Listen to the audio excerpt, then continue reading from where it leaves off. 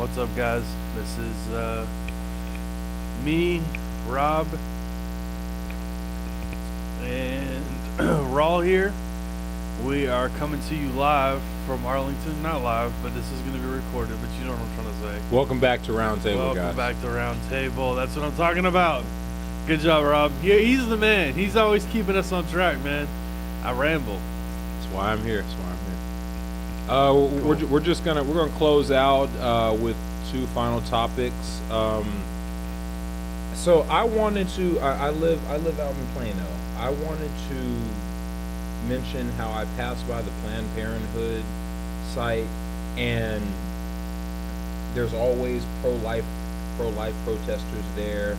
And since starting my company and everything, I've said, you know what, I want to go and interview them, and I wrote down some questions that I'm going to ask them. Let's do it. Yeah, absolutely. And but to cut to the chase, like, you're a pro-lifer, aren't you, Casey? I am, actually. How do you feel about Roe v. Wade? I feel like it needs to be overturned. I feel like the Republicans have failed us. It's been a Republican majority Congress for a long time. The pro-life stance really was the platform of this supposed Republican Party, they would have overturned Roe v. Wade a long time ago, but they failed to do so. One of the many ways our government has failed us. So, these people now who are standing on this Republican Party who claim religious right and won't vote for a libertarian because they're not pro-life, they basically fail to understand it's not that they're not pro-life, it's that they believe that government should not have any business in deciding what a person does with their body. Why do you? Okay, so let me ask this. Go for it. Do you believe in women's rights? I do. So do you believe that Roe v. Wade defends women's rights? No, I think Roe v. Wade is a travesty. I think what we should do is start teaching sex education at a young age. Include the parents if necessary. Maybe start doing counseling. That's a little radical, wouldn't you say? You think so? No. I'll put it like this. Colorado's been handing out birth control for free, and they are seeing a better, like, there's less pregnancies, less abortions, that kind of stuff. What I'm talking about is, okay, what do you do if a girl comes to you? Okay, so you're the governor of Texas, and your advisors come to you about public safety concerning rape, and they say that there since you've been elected, there's been a high increase of rape, and you're obviously a staunch supporter for overturning Roe v. Wade. So it's like, okay, a woman that's had her her innocence it's been deprived. It's like what are they to say in the case of pregnancy if Roe v. Wade doesn't exist? I mean, yeah. Well, I think, and this is just my opinion. Or not. This isn't any sort of religious or factual debate. This is just merely me sharing my perspective on things, my worldview. Folks, it's a debate. We're having a discussion. I think that it's okay. Let me just put that out as a disclaimer. It's okay to disagree and to still be friends. Totally. I'm pro-choice, just so that we're on the same page. Okay. You know what? And I'm not. I have respect for every man at this table. And I think that, every topic we've talked about today it has not made me think anything less of them, and it never will. And I would hope the same for anybody that's watching that hears any of our opinions, whether you agree or disagree. Now, continue. Yeah. What was I saying? You were talking about how you're going to explain your opinion. As I asked you, as the governor of Texas, okay, your stance is that you believe Roe v. Wade should be overturned. So you get elected governor, and then you notice there's a high influx of rape happening. I would investigate why the rape is happening. I would stop focusing on putting people in prison for nonviolent crimes, and I would investigate rape. And whenever rape occurred, instead of letting a young white rich male get off for 3 months after raping a girl in public behind a dumpster on a college campus, his ass should have gotten about 20 years. And then people go, whoa, maybe this rape thing ain't such a good idea. And we devote medical teams and psychologists and all sorts of people into understanding not only what happens to people when they are raped, the trauma they experience, the PTSD, the different things like that, but also what drives young men to rape.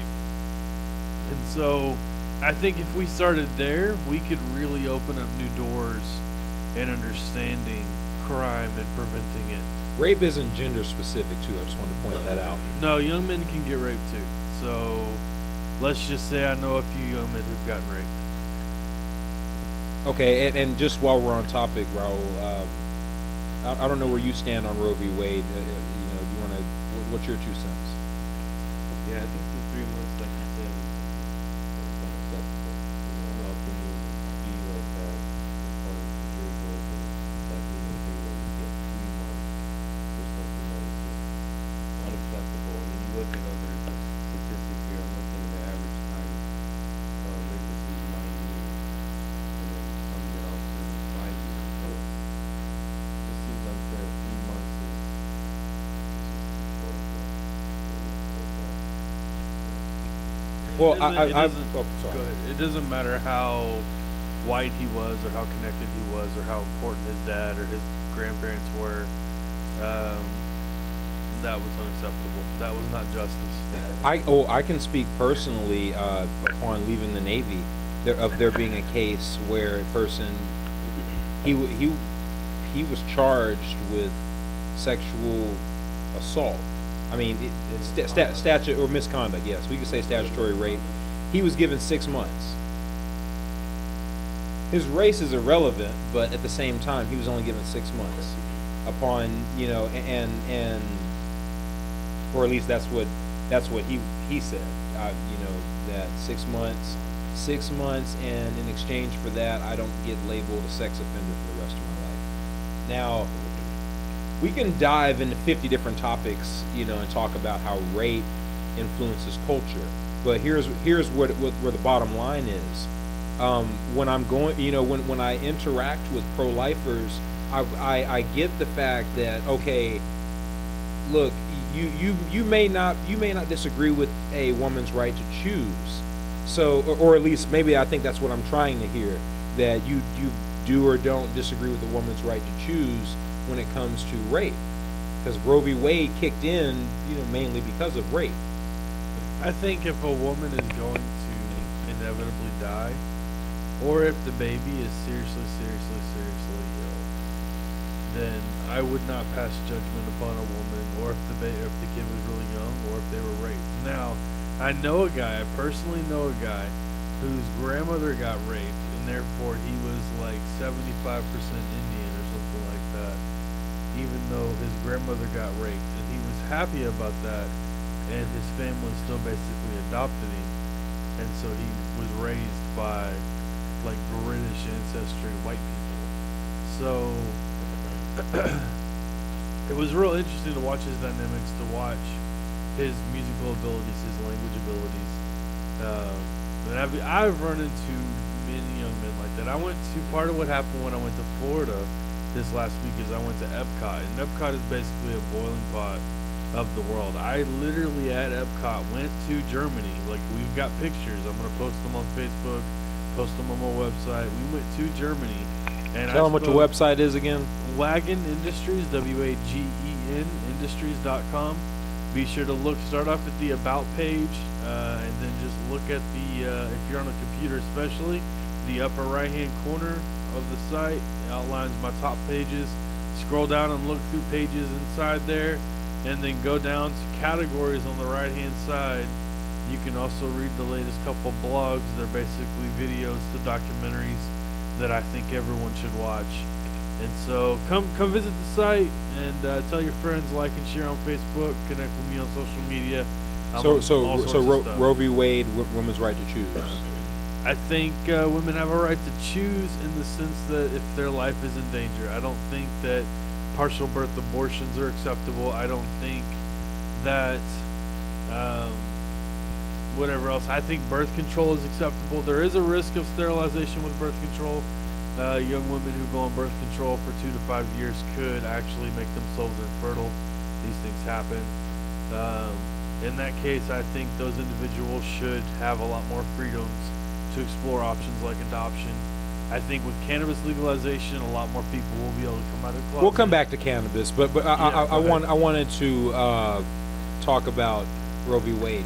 So, Go for it. excuse me. You believe in a woman's right to choose, you know, though you're pro-life. Okay, so my question then is again, if Roe v. Wade doesn't exist, what protection does a woman who is inconvenienced by rape have if they get pregnant?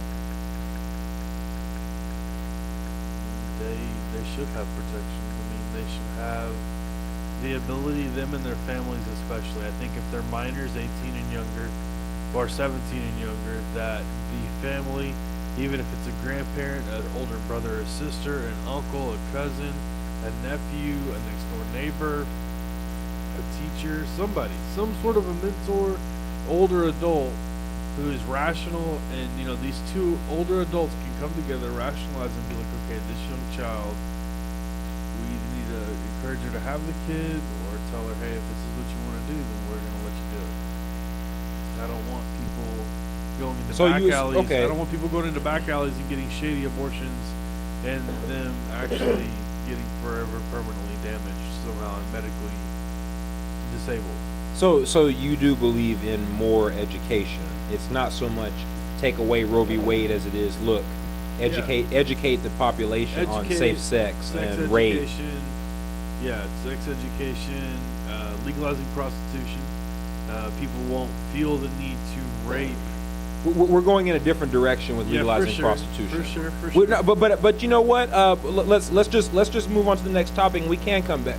We can of course, Raul. We can come back to that.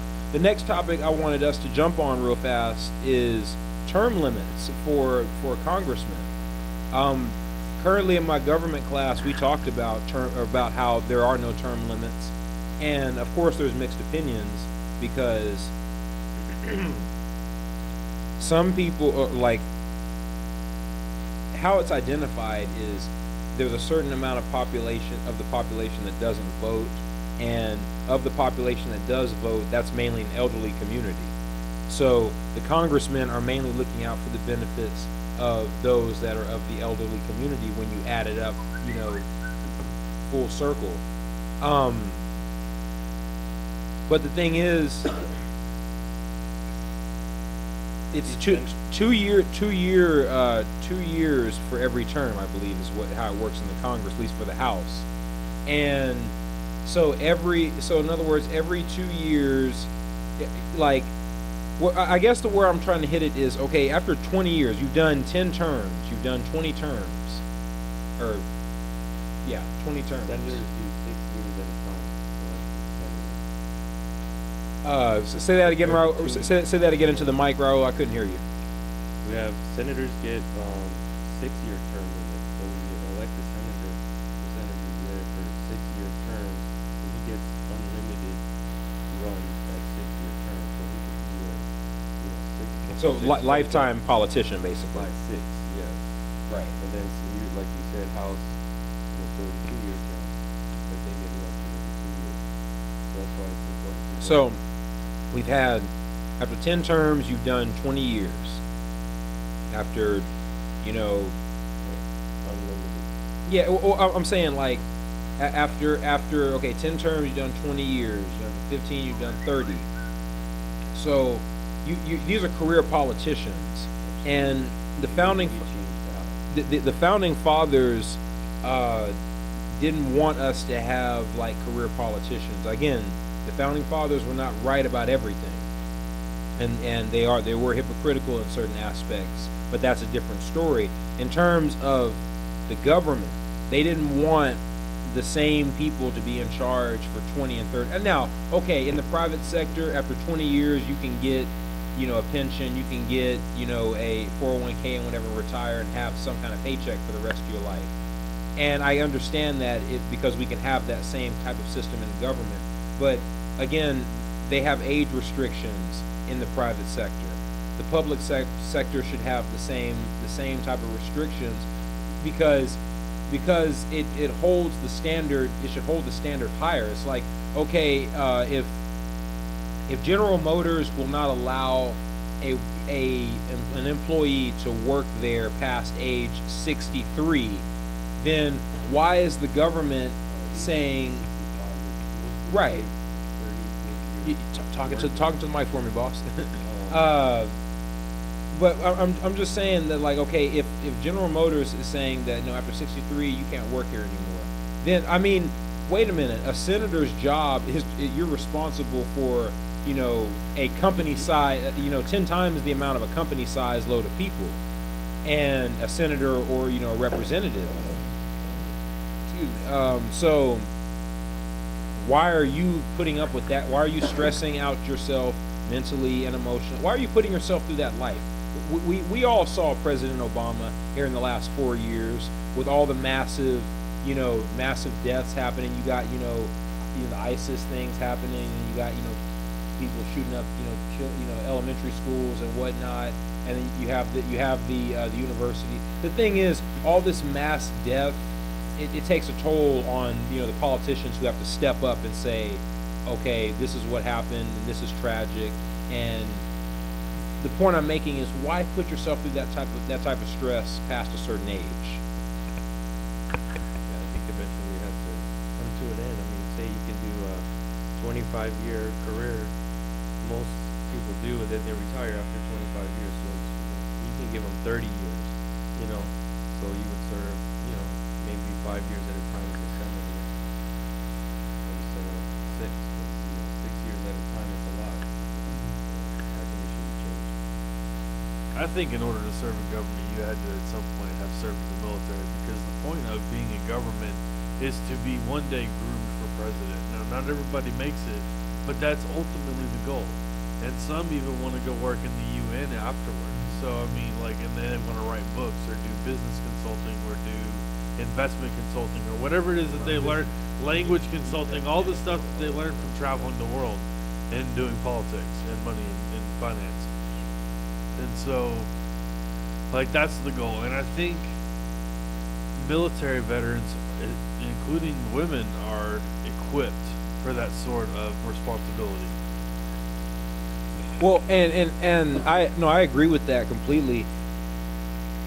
But even in the military, like the MCPON, the Secretary of the Navy, these positions, they rotate after about 8, 10, 15, 20 years. And eventually they retire and they're done.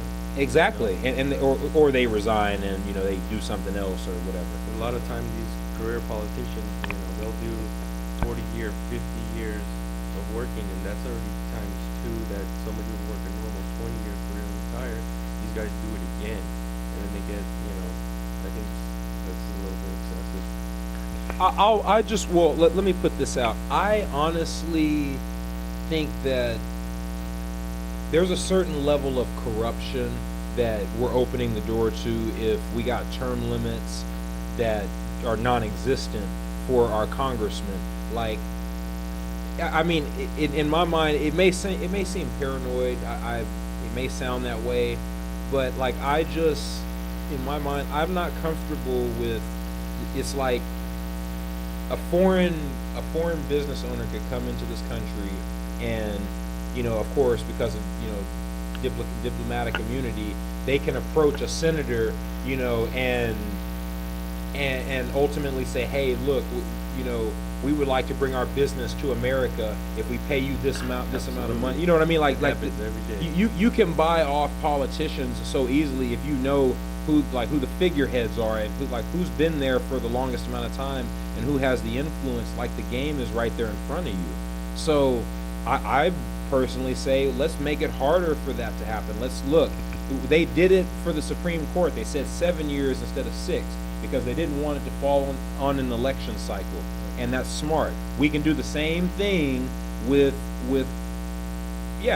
Congress. We can have an election cycle that is not on point with the president or on point with the Supreme Court. And I mean, yes, the elections happen every year. Like that's just how it's set up, you know, whether it's national or state. But I'm just saying that, like, I think, in my opinion, it would force the public to learn more about their government if we forced the time limit, the term limits to be a lot more harsh and a lot more Right. strict. I think the word unlimited is the one that needs to be changed, because we think of the word unlimited, I mean, they can just keep coming back and back. And I think the age probably should be 65, you know, when government officials should be done with their career and, you know, being able to reach a pension, but I think 65 is 65, I think they should put in 4 to 6 years, 8 years, 10 years, 20 years in the military. Put in another 10 to 20 years in Congress. If they don't make president, Well, they're well, out. well, wait, President is done. President is done. Wait, in- hold on. Hear me out. Just hear me out. President is done in 8 years, up for re-election at 4, and he no longer functions by himself. His cabinet, he intentionally hires people who view things differently than him. And in cases of war and life and death decisions and abortion and FEMA decisions, disaster relief decisions, they all 12 have to agree, including the president. So all 13, all 12 advisors plus the president. What I was just gonna say is we have to make sure that we appeal to everybody in our audience and say that no, you don't have to serve in the military to be in charge of government. In my opinion, yes, if you're running for president, I won't say for Congress or for Supreme Court. I think, you know, those are more, you know, suit and tie type positions anyway, versus, you know, you're the commander in chief. Like, okay, I personally think, yeah, can you at least say, hey, I did my 2, 3, 4, 5 years, and, you know, I know, you know, I have that basic level. I just would feel more comfortable if that were the case. But no, you don't have to serve in the military to run for office. I mean, I don't think that it takes that to really affect change in this country. I just think it, you know, like, does it not call, I mean, help me out, Raul, does it not call out the laziness of America or of the voters when we say, yeah, just let's not do anything about the term limits in Congress. Let's just let people just keep staying in power forever. Yeah, I'm not sure what it would take to change that. I mean, you would need enough people to reach and to agree. You know, back to the point of the protests and the NFL reasons. You know, you think about Colin Kaepernick and what he's doing. I think that he should do more. You know, there's been other examples of other, you know, folks of the same race going into the communities and just injecting money and love to community to better it, you know, and then that creates everything. I think that needs to be touched on as far as the voters go, because then you have them come out and vote for what's right and actually stand up. But we need to get people out there to vote to make a difference. I agree. I don't remember who I talked to this about. I talked about there needing to be, like, jury duty. You know how they send us a notice, say, hey, you have jury duty, blah blah blah, report here. Why don't they give us that for the Congress? Why don't we have an element where we have to force the citizens to get involved for a week and vote on bills, you know, and say, because I personally think, you know, for me, I think if I got to take a vacation to DC for a week and vote on a bill or be a part of a bill in a committee, it would at least motivate me to say, you know what, I'm doing my part in helping. I mean, obviously it's an imperfect system, but I'm doing my part in helping at the grassroots level say, hey, I voted no on this bill that said, you know, keep marijuana, you know, prohibited. You know what I mean? Or I voted yes on upholding Roe v. Wade. Like, I mean, there needs to be a grassroots element to our legislative branch. I mean, do you agree? Yeah, I think the proper bill needs to be written, and the right folks need to, you know, take it up the chain of command and everything else. And you need to have it addressed that way. As far as far as the bill goes. Not sure what else. Okay. Well, I mean, we're doing good, guys. Let's come back to prostitution. Now, I'm still trying to wrap my head around the libertarian philosophy, but I will say this: I do think that in terms of the market legalization of gambling, of sports betting, just put it above board. You know, I mean, they talk about it in the newspaper, they talk about it in the news, they give you the spreads on ESPN.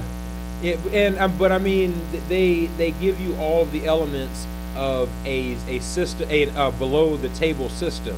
So we all know it happens. This $1 billion system that's just right under the table that's untapped money. See, we're talking about Untapped revenue money. for getting us out of our economic dump, like legalization of gambling, legalization of prostitution, legalization, more benefits for entrepreneurs, small business owners, you know what I mean? Make it about small business owner. Make it ethical. Make people have to undergo investigations. Like how, food and beverage people. You have, ABC, TABC here in Texas, goes in, sends an underage kid in, tries to get him to buy some wine or some liquor or a margarita, and busts the restaurant or the server or the bartender breaking some sort of an alcohol rule.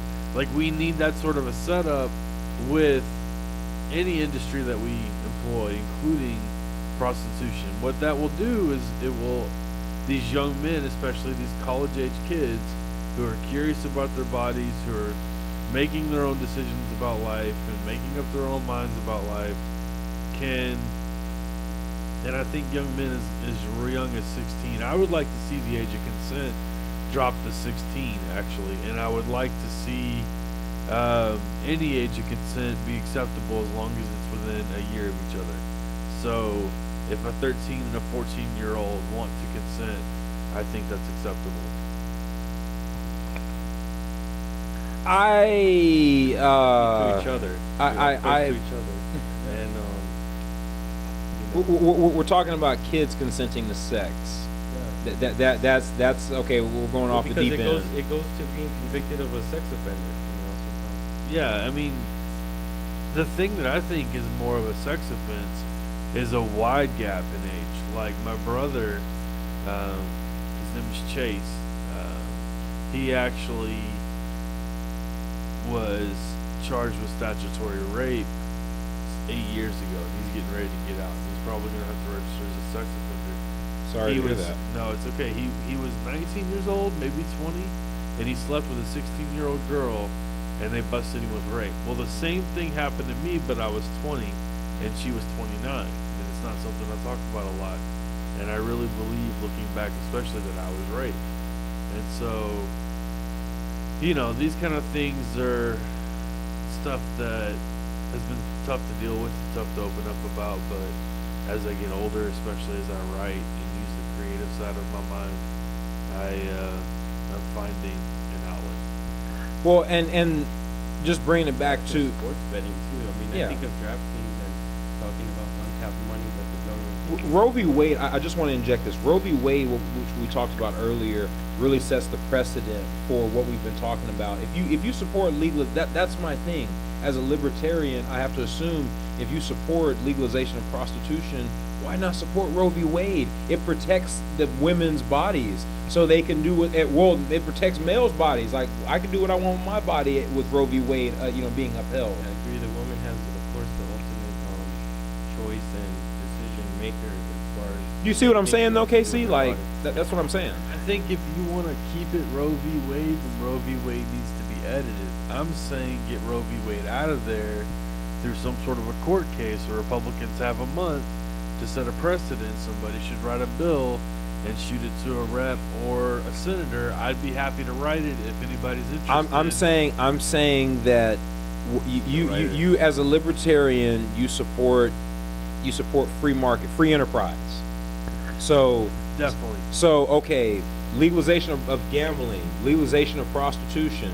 Yes, we've all said yes to this, but I mean, like, you can't really have it. Like, I don't know, you can't have your cake and eat it too. It's like, we talked about earlier with Roe v. Wade, how, you know, that, I mean, yes, you said a woman should have the right to choose, but I mean, like, you can't take one away without the other in this scenario, because it's your right to choose to say, look, what I do with my wallet, you know, what I do with the money in my wallet, it should be up to me. Yes, I'll pay the federal government a flat, you know, gambling tax of 6.8% or whatever, you know, of my earnings if I win, and then okay, everybody's getting their cut, and then, you know, you can say the same thing about prostitution. Just pay the government their cut.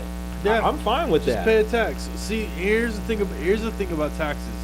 Taxes should be a flat 10%, no breaks. So if you made $100,000, then you give $10,000, and there's no getting it back. It's not tax free. You pay that 10%, and then the government No loopholes functions, either. No loopholes. The government functions. If you make $1 billion, then you give over 100 million or a million or whatever it is, and it just is what it is. It's not the punishment for being successful. It's to okay. where much is given, much is, you know, like not desired, but I have a different You know what I'm theory. I would. Yeah, because you're also dealing more than the tax. You're dealing with cost of living throughout the year that they tax you, because you think about registering a car, paying insurance. There's like I have a so much different more theory to money offer. that, taken from you when it doesn't need to be. Why not just a fair tax, like Governor Huckabee said? Just a fair tax where or my no theory more- is a no national more- sales tax. no more tax. This tax that I'm talking about, this 10%, this 10% flat, no loopholes, would not include property, and it would not include timeshares. So, well, we'll see. The hotel industry might have something to say about that. I'm just saying, a fair tax on prostitution, a fair tax on sports betting, a fair tax like what tell me the other under the board, you know, vendor the table, you know, black market systems. Like we have a, you know, like help me out. What are the networks? Languages. Yeah. Networking in the underground is very interesting. My wife, this is a pretty funny story. Well, I don't know if I should share this story. You've already began. Might as well keep going. Oh man. So my wife and I, we clash heads a lot on this topic and on these topics. She's a prohibitionist. She won't admit it. She says she's not. But the other day I was in Texas. She's not. I've talked to her. She's not. She's not a prohibitionist. I disagree. But see, here in Texas, because it's illegal, you can't just go to a shop or call your best friend and pick up good quality cannabis. You have to be around really shady people. And I was trying to get a hold of some dabs. I just found out about dabbing, and I found a Colombian at a speakeasy here in Arlington, and he pulled out a bag of coke, and he said, "You gonna hit this?" And I said, "You're Colombian?" And he goes, "Yeah." And I hit it, and then I bumped a couple times, and then I bought a 20, and I brought it home, and I kept doing bumps and whatever else. And my wife found out. She saw a picture of it. I had a joint that had about 2 grams of weed. It was like a double or triple paper next to a bag of coke in my phone, and she found it, and she was like, "You were doing drugs? You were doing cocaine too?" And I told her, I said, "Babe, I was networking in the industry. I was doing some investigative journalism. And when the Colombian says hit that line, homie, you hit that line. Or else you may not be going home." She's like, "I don't want you hanging around those kind of people." And I'm like, "Babe, we should just legalize it. I've been saying this shit for about 2 years, 3 years now. I know what I'm talking about. It's time to just legalize it." I think we have 25 states that are legal for cannabis, but you can even look to, I think, Portugal, where they legalized everything. I think maybe even Mexico, and there's another place, I think, in South America, Venezuela or Colombia, and Yeah, they've decriminalized everything there in and Uruguay. they've seen the prisons empty. Back to your point, Yeah, prisons are empty. because you don't have People are getting the mental health they need. Yeah, they're getting charged with physical petty, health they need. possessions, and they're filling up the jail systems and Yep. the people getting rich are the private owners. Yep. And it's just what they make is what they make, and that's the money off of, people that are less fortunate. But if you decriminalize, you're reducing the jails, and all you have is people in jail that people deserve to be. There's Yep. too many women in jails today. I think there's over 700,000 women in American prison, and that's just an astronomical number. Well, but when you look you- 10 but years when you ago, look at it was Rostats- 100,000. But when you women look at from, Rostats, a typical white woman, 1 in 113 white women will go to jail for a nonviolent crime, whereas it's 1 in 23 white males. Now get this, it's 1 in 3 for black and Latino males. 1 in 3. That's ridiculous. Why do you think that is? Because I think cops are racist. My mic. Oh yeah, there's always been Well, the cops have always had something, or naturally, going back to our point earlier, with people being clustering with their own kind. I was watching pigeons. I'm not even kidding. I was watching these pigeons, and there was an albino pigeon amongst all the blue or black ones, and this one was getting picked on, and you can tell that he just didn't belong there, and it was just natural that the other pigeons that were good were picking on this guy because he was different. And I was just thinking to myself, wow, that's so like us as a people. We always we pick out the other one, and you want to make fun of them, but we just need to be bigger than that with our intellect, and embrace them and treat them as anybody else would. Well, and bringing some gravity to it, there needs to be more diversity with our government in local communities at the local level. Yeah, no, that's what activism's about. For anybody here who happens to be watching this video, I'm looking for a rep or a senator to carry a bill that would